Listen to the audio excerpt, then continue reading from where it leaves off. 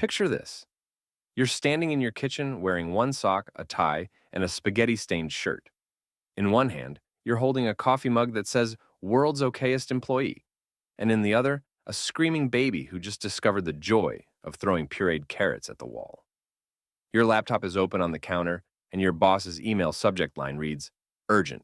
Need this yesterday. Meanwhile, your phone buzzes with a reminder. Yoga class in 10 minutes. Welcome to the circus of work-life balance, where the trapeze is slippery, the clowns are your deadlines, and the audience is your inner critic yelling, You're doing it wrong! But fear not, fellow jugglers of chaos. This guide is here to help you navigate the tightrope of adulthood with strategies that are equal parts practical and hilarious. We'll tackle everything from time management to self-care, all while laughing at the absurdity of it all. So grab a cup of coffee or wine or water, no judgment here, and let's dive into the art of balancing work and life without losing your mind or your sense of humor. Chapter 1. The Myth of Having It All.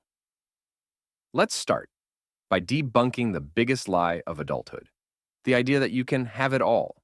Spoiler alert, you can't. And that's okay.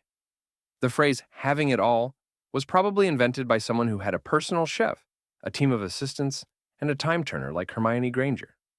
For the rest of us, having it all usually means having a lot of stress and very little sleep. Instead of chasing this impossible ideal, let's focus on prioritizing what matters most. Maybe that means skipping the optional meeting to attend your kid's soccer game, or saying no to that extra project, so you can finally binge watch that show everyone's been talking about. Remember, balance isn't about perfection. It's about making choices that align with your values and sanity. And if that means eating cereal for dinner once in a while, so be it. Chapter 2. Time Management for the Chronically Overwhelmed. Time management. The holy grail of productivity. But let's be real. Most of us are just trying to survive the day without forgetting to feed ourselves. Here are a few strategies to help you wrangle your schedule like a pro. 1. The Pomodoro Technique. But make it fun.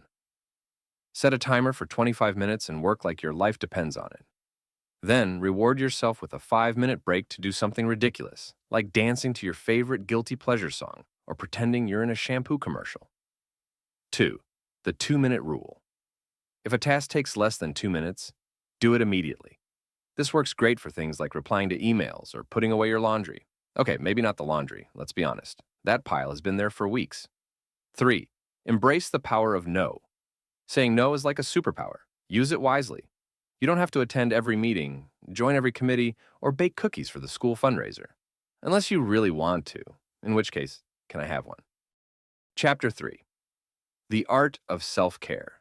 Without the guilt.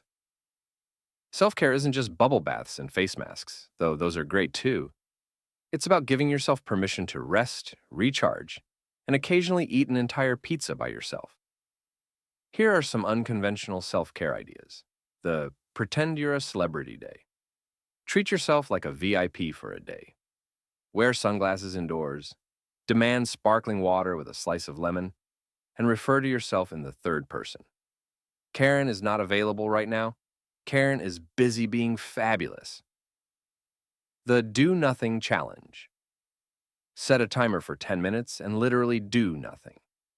No phone, no TV, no multitasking. Just sit there and stare at the wall like a cat. It's harder than it sounds, but surprisingly refreshing. Chapter 4. Setting boundaries without feeling like a jerk. Boundaries are like fences. They keep the good stuff in and the bad stuff out. But setting them can feel awkward, especially if you're a people pleaser. Here's how to do it without feeling guilty. Be clear and direct. Instead of saying, I'll try to get to that, say, I can't take that on right now. It's honest, respectful, and leaves no room for misinterpretation. The broken record technique.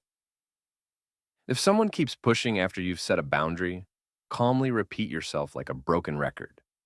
For example, them. Can you just do this one thing? You. I can't take that on right now. Them. But it's quick. You. I can't take that on right now. It's not about being rude. It's about being consistent. Think of it as the verbal equivalent of a toddler's favorite game. Why? Because I said so. Remember, you're not a 24/7 convenience store. You don't have to be available all the time. Set office hours for work and stick to them. And if someone texts you at midnight asking for a favor, feel free to respond the next morning, or never. Chapter 5: The Joy of Imperfection. Perfection is overrated. Seriously, who has time for that? Instead of striving for flawless, aim for good enough.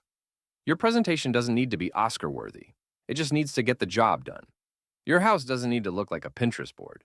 It just needs to be livable. And your kids don't need homemade organic snacks. They'll survive on goldfish crackers. Probably. You've got this and you're doing great. Balancing work and life is like riding a unicycle on a tightrope while juggling flaming torches. It's messy, it's chaotic, and sometimes you're going to fall off. But that's okay. The important thing is to keep getting back up and maybe laugh at yourself along the way. So here's to you, brave juggler of chaos. May your coffee be strong, your deadlines be flexible, and your sense of humor be unshakable. Remember, you're not alone in this circus. We're all just trying to keep the balls in the air and maybe catch a nap every now and then. Now go forth and conquer your day. And if all else fails, just remember, tomorrow's another chance to try again, or to call in sick and binge watch Netflix. Your call.